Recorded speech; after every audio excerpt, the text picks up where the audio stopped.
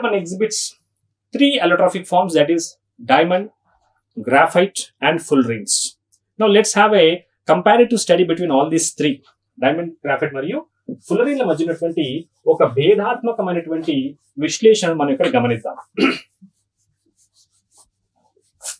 Carbon ప్రదర్శించేటువంటి మూడు electrons లో ఒకటి డైమండ్, రెండవది గ్రాఫైట్, మూడవది fullerenes.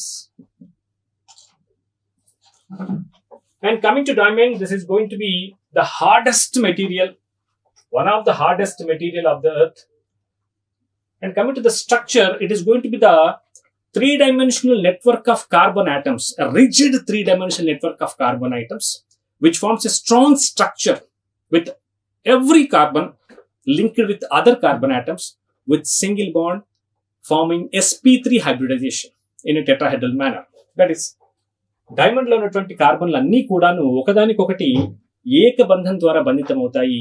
sp3 సంకరీకరణం ద్వారా టెట్రాహెడ్రల్ చతుర్ముఖీయ రూపంలో అవి తమ బంధాలను కొనసాగిస్తూ ఒక కార్బన్ మరి ఒక కార్బన్ తో అనేక కార్బన్లన్నీ కలిసి ఒక త్రిజామితీయమైనటువంటి నిర్మాణాన్ని ఏర్పరుస్తాయి.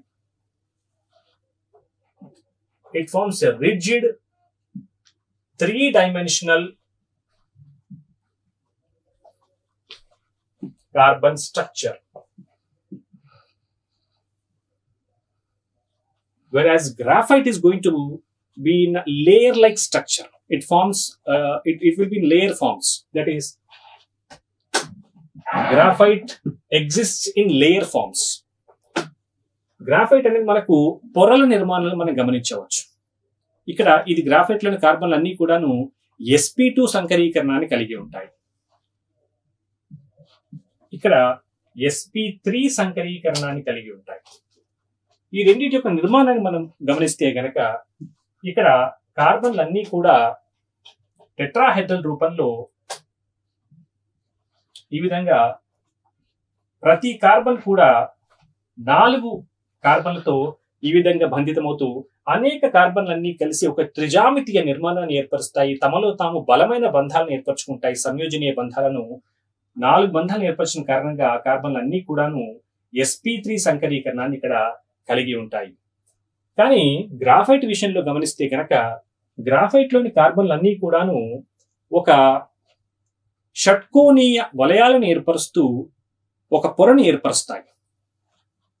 ఈ విధంగా కార్బన్లన్నీ కలిసి 6 కార్బన్లు కలిసి ఒక షట్కోణీయ వలయాన్ని ఏర్పరిచి ఇలా అనేక వలయాలు కలిసి ఒక పొర రూపంలో మనకు ఇక్కడ దర్శనమిస్తాయి గ్రాఫైట్ లో.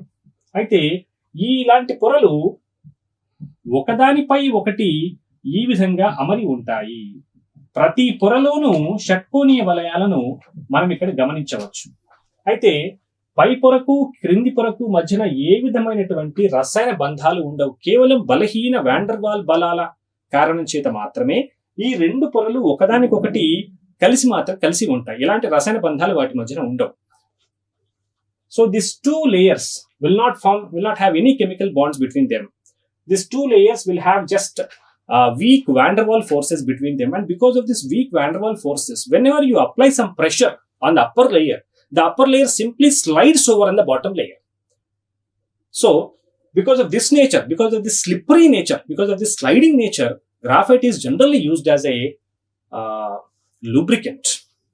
అంటే గ్రాఫైట్ లో ఈ పొరల నిర్మాణం కారణం చేత ఒక పొరకు మరి ఒక పొరకు ఏ విధమైనటువంటి రసాయన బంధం లేకపోవడం చేత ఒక పొరపై ఒక పొర బలహీనమైనటువంటి వాండర్వాల్ బలాల చేత మాత్రమే ఇవి కలిసి ఉంటాయి. కాబట్టి ఎప్పుడైతే పై పొర మీద మనం కాస్త ప్రెషర్ని కాస్త ఒత్తిడిని కలగజేస్తామో ఈ పై పొర క్రింది పొరపై జారిపోతుంది.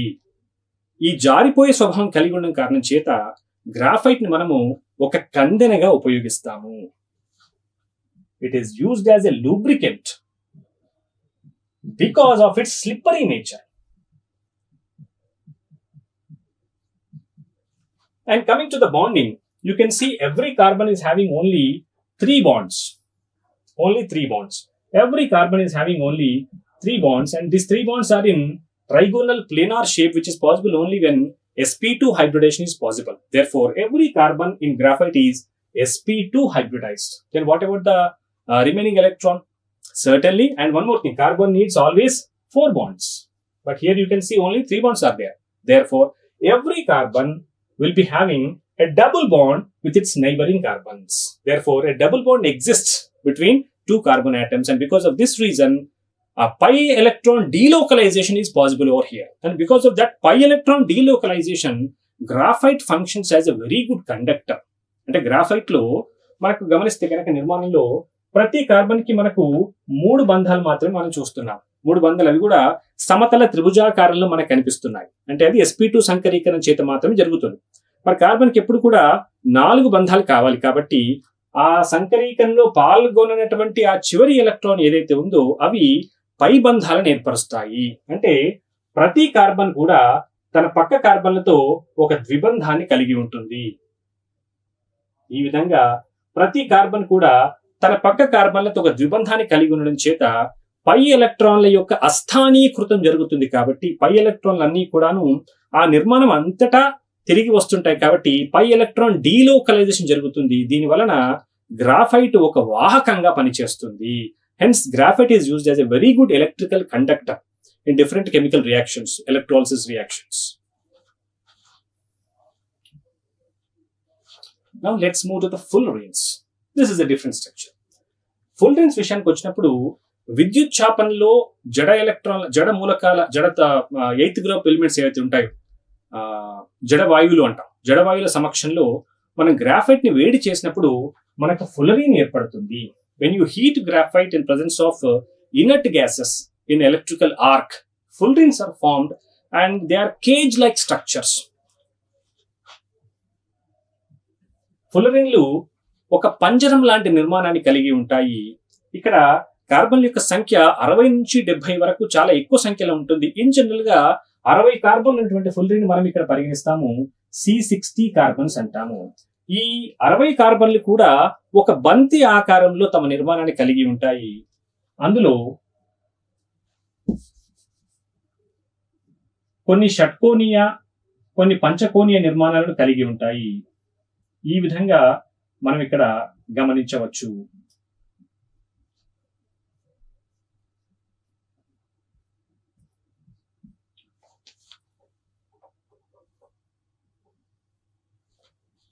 అరవై కార్బన్లలో కొన్ని కార్బన్లు పెంటాగోనల్ రింగ్స్ గాను, కొన్ని హెక్సాగోనల్ రింగ్స్ గాను మనం చూడవచ్చు. ఇందులో మొత్తంగా 12 పెంటాగోనల్ రింగ్స్ చూడగలుగుతాము. 20 hexagonal rings మనం ఇక్కడ చూడవచ్చు. So in the entire 60 carbons in the structure, 12 carbons will be existing in pentagonal forms and 20 carbons will exist in hexagonal forms. And always you can see that this pentagonal carbons or pentagonal structure will have a bond with hexagonal structures only. But whereas one hexagonal structures may form a link with pentagonal structures and also hexagonal structures also. అంటే ఈ ఫుల్లరీన్ యొక్క నిర్మాణంలో pentagonal నిర్మాణాలు ఎప్పుడు కూడా hexagonal షట్కోణీయ వలయాలతో మాత్రమే బంధితమై ఉంటాయి. కానీ షట్కోణీయ వలయాలతో పాటు పంచకోణీయ వలయాలతో కూడా బంధితమై ఉండడం మనం గమనించవచ్చు. ఇంకొకటి వీటిని ఈ ఫుల్లరీన్స్ ని మనము బక్మినిస్టర్ ఫుల్లరీన్ అని కూడా చెప్పుకుంటాము. ఇవి ఒక ఫుట్బాల్ బంతిలాగా, ఒక సాకర్ బంతిలాగా ఉండడం చేత వీటిని మనము బక్కీ బాల్స్ అని కూడా చెప్పుకుంటాము. బక్మినిస్టర్ ఫుల్లరీన్స్ అని కూడా వీటిని పిలుస్తారు. వీటిని బక్కీ బాల్స్ అని కూడా చెప్తారు. ఇఫ్ దే ఆర్ సిలిండ్రికల్, ఒకవేళ అవి పొడవుగా ఉంటే కనుక వాటిని మనము బక్కీ ట్యూబ్స్ అని కూడా చెప్పుకోవచ్చు. అయితే ఈ ఫుల్లరీన్స్ అనేవి మనకు వైద్య రంగంలో ఎక్కువగా ఉపయోగపడుతూ ఉంటాయి. ఒక యాంటీ ఆక్సిడెంట్ గా పనిచేస్తాయి. ట్యూమర్ల నివారణలో మనకు ఫుల్లరీన్లు ఉపయోగపడతాయి. So this will, and one more thing is happen here.